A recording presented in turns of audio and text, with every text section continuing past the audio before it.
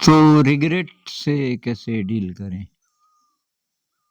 ये मेरे ख़्याल से बहुत लोगों की ये समस्या होगी और कभी न कभी तो हर ही इंसान की शायद, कि पीछे की वो घटनाएँ याद आती हैं जब हमें कुछ करना था, नहीं कर पाए और बाद में तब पछताते हैं। जैसे नानी की डेथ हो रही थी और जाने का टाइम भी था, लेकिन आपका कोई प्रोजेक्ट था और आपने सोचा कि नानी अभी थोड़ी चली जाएगी। तो ये बस 1 हफ्ते की बात है और ये काम ख़त्म करके चले जाएँगे और अभी आप गए भी नहीं और खबर मिली कि नानी की डेथ हो गई। अब आपको बहुत ज़्यादा पछतावा हो रहा है क्योंकि आप नानी को बहुत प्यार करते थे और ये प्रोजेक्ट इतना इम्पोर्टेंट नहीं था, अब आप सोच रहे हो। या बहुत प्रकार की घटनाएँ ऐसी हो सकती हैं कि जिनका अब तो समाधान नहीं है क्योंकि वो तो पीछे हुआ।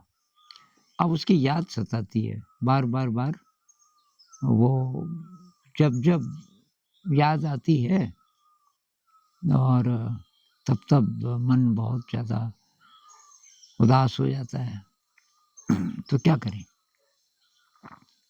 और जितनी बार सोचोगे, वो स्ट्रॉन्ग होता जाएगा, खत्म नहीं होगा।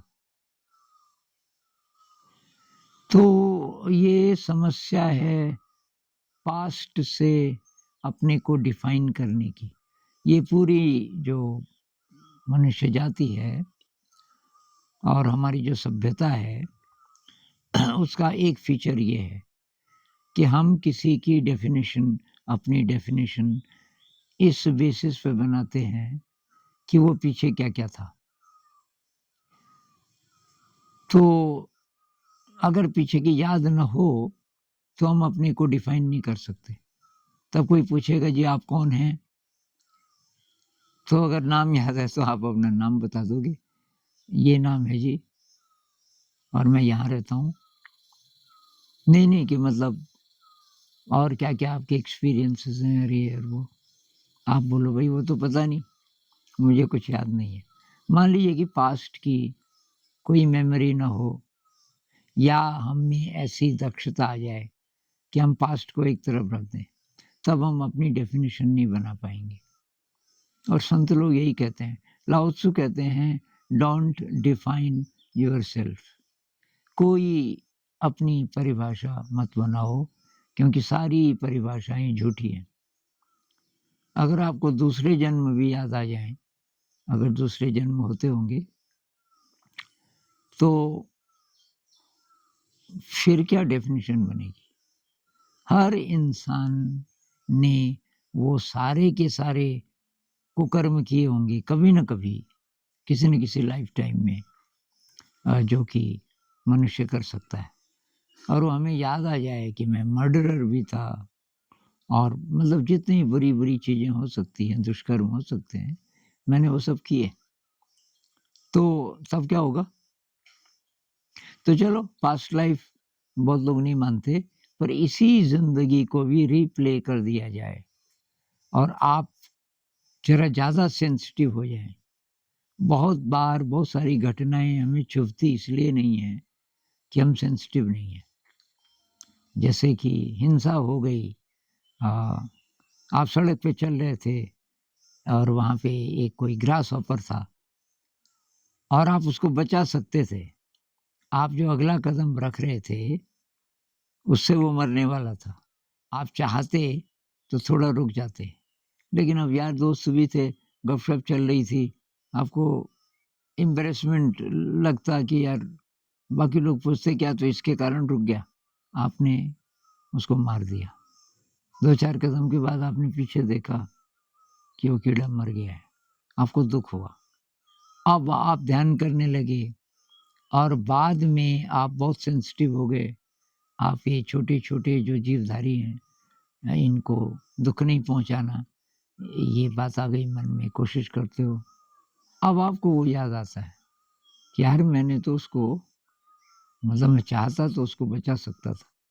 छोटी से छोटी घटनाएँ आपको परेशान कर सकती हैं, अगर पास्ट की सारी चीज़ों को हम रिप्ले कर सकें।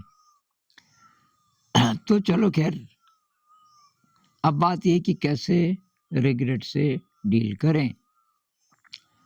तो बात तो सिंपल है कि भई माफ़ करो, अपने आप को माफ़ कर दो और ये सोचो कि उससे कुछ सबक मिला, जो मुझे करना चाहिए था और मैंने नहीं किया, या वो किया जो नहीं करना चाहिए था। तो इन दोनों केसेस में रिग्रेट हो सकता है। तो आप ये सोचो भई पास्ट के जितने एक्सपीरियंसेस हैं, उनसे हम क्या सीख सकते हैं? कोई ऐसी घटना याद आती है रिग्रेट वाली, तो भई उससे मैं क्या सीखा कि ऐसा अब नहीं करूँगा। अब मैं सतर्क रहूँगा।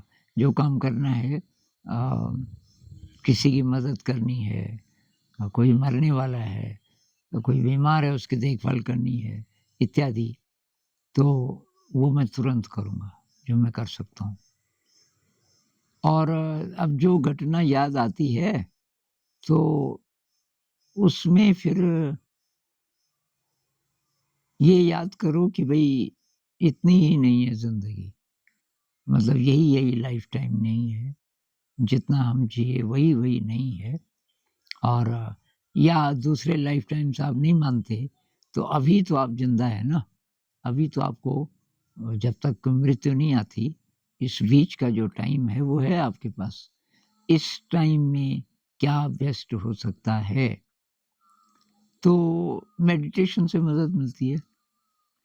जैसे ही ऐसी कोई घटना याद आ जाए, अनप्लेज़ेंट घटना याद आ जाए, आप साँस को देखना शुरू कर दो।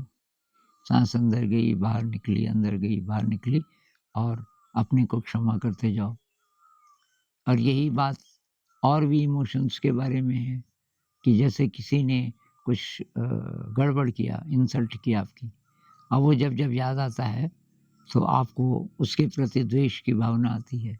ये जितनी भी हैं, पर ये रिग्रेट जो है, इसमें तो हम किसी को दोष दे ही नहीं सकते।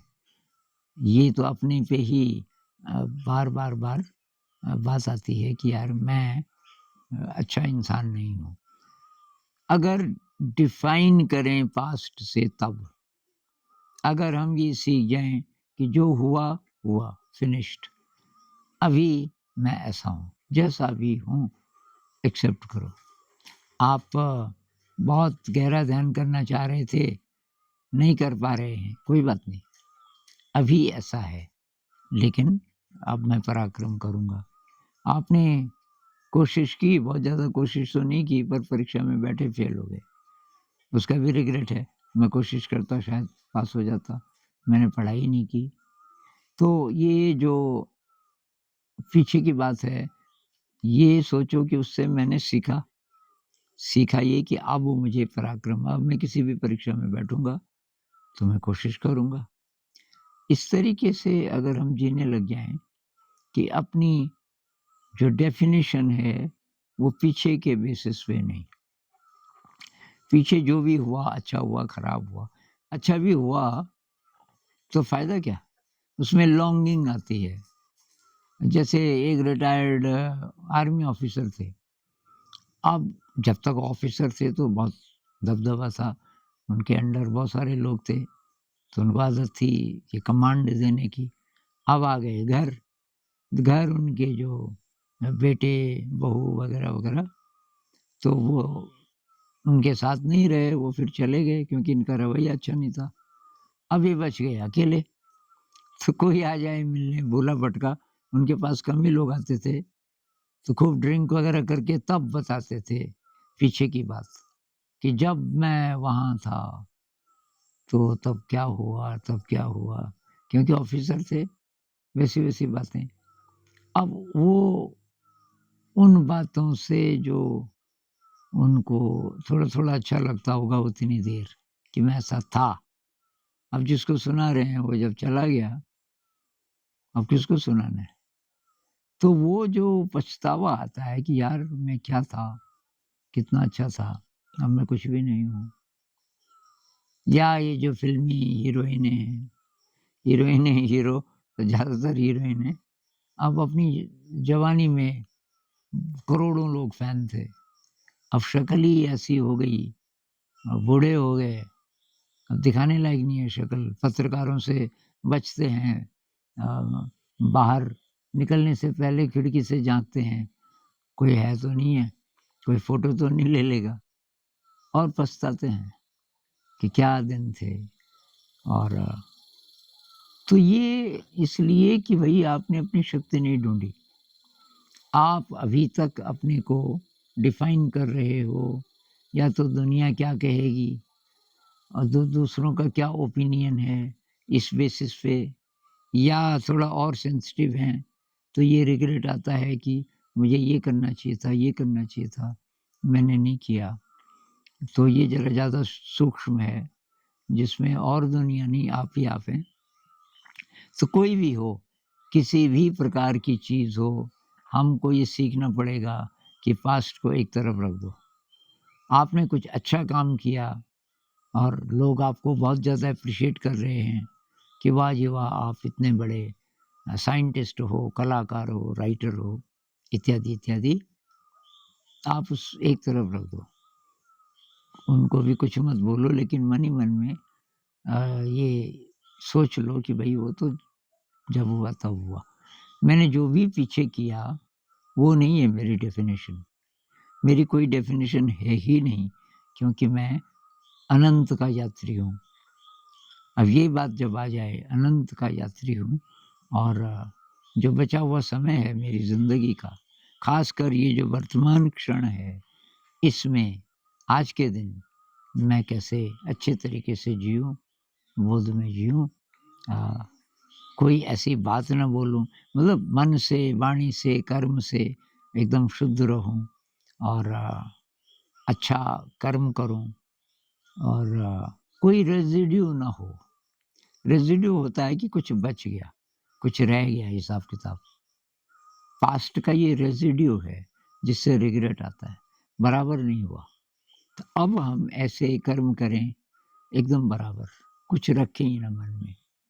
मतलब जो काम किया पूरा कर दिया, और उसका कोई रेज़िड्यू नहीं बचा कि जी ये बोलना चाहिए था, ये करना चाहिए था, वगैरह-वगैरह, ऐसा कुछ नहीं। जो किया, किया, फिनिश्ड। तो इसकी आदत डालनी पड़ेगी, इसमें मेडिटेशन मदद करेगा, और ये बात मदद करेगी कि मैं अनंत का यात्री हूँ, मैं केवल शरीर नहीं हूँ। जो लोग पुनर्जन्म को नहीं मानते, तो उनको नियर डेथ एक्सपीरियंसेस वाले लोगों के यूट्यूब में बहुत सारे इंटरव्यूज़ हैं। अनीता मूरजानी को मैं बहुत बार कोट कर चुका हूँ। तो कुछ है जो ज़िंदा रहता है। जब ये शरीर चला जाता है, तो कुछ है जो ज़िंदा रहता है, और उसमें अनंत क्षमता होती है। ये अगर हम याद रखें, तो ये ज़िंदगी इतनी ही नहीं है। और तो डिफ़ाइन क्यों करना है पीछे का? पीछे जो भी हुआ फिनिश्ड। अब हम आज से, अभी से अच्छी ज़िंदगी जिएँगे। इस पे और कभी बात करेंगे। नमस्कार।